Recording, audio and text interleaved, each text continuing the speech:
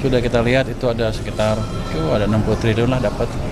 Jadi nggak usah terlalu khawatir, anggarannya ada, bukan dari potong anggaran tapi dari mengurangi kegiatan-kegiatan yang nggak jelas.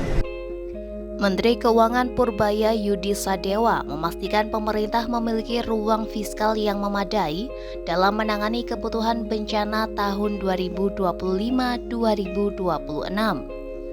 Kepastian ini disampaikan Purbaya menanggapi arahan Presiden Prabowo Subianto yang berencana menyalurkan bantuan sebesar 4 miliar rupiah kepada 52 kabupaten atau kota, serta 20 miliar rupiah untuk setiap provinsi terdampak bencana.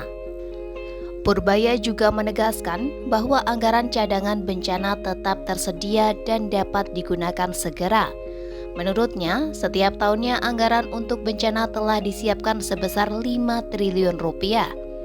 Ia juga menjelaskan pemerintah telah menyiapkan ruang tambahan melalui penyisiran belanja kementerian dan lembaga dalam APBN 2026.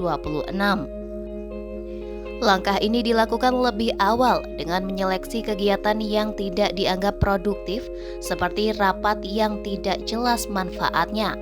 Purbaya pun menekankan proses tersebut bukan pemotongan anggaran namun efisiensi.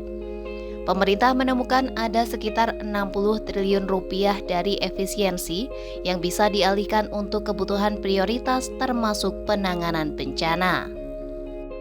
Berapa sih jauh Pak yang udah digunakan Pak? Kabupaten 4 miliar, itu nanti yang setiap kabupaten 4 miliar, setiap provinsi 20 miliar tuh kata Pak Prabowo dana bencana. Itu diambil dari mana Pak?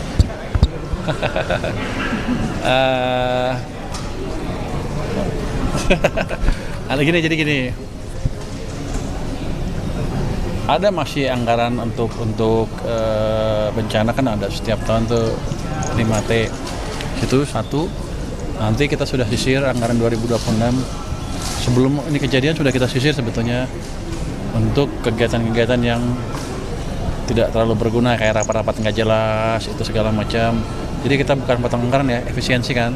Sudah kita lihat itu ada sekitar ada 60 triliun lah dapat.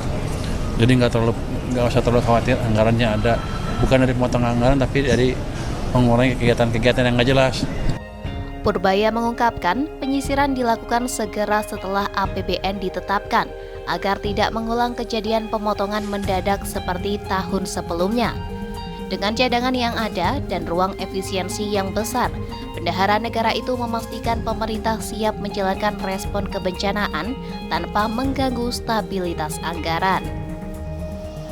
Sebelumnya, Menteri Dalam Negeri Tito Karnavian mengusulkan bantuan 2 miliar rupiah untuk setiap kabupaten dan kota terdampak bencana di Aceh, Sumatera Utara, dan Sumatera Barat. Usulan itu disampaikan Tito kepada Presiden Prabowo dalam rapat terbatas di Lanut Sultan Iskandar Muda Aceh Besar, Minggu 7 Desember 2025 malam. Dalam kesempatan itu, Tito menyebut banyak daerah sudah kehabisan belanja tidak terduga atau BTT menjelang akhir tahun. Prabowo kemudian melipat gandakan dukungan anggaran menjadi 4 miliar rupiah dan untuk provinsi sebesar 20 miliar rupiah.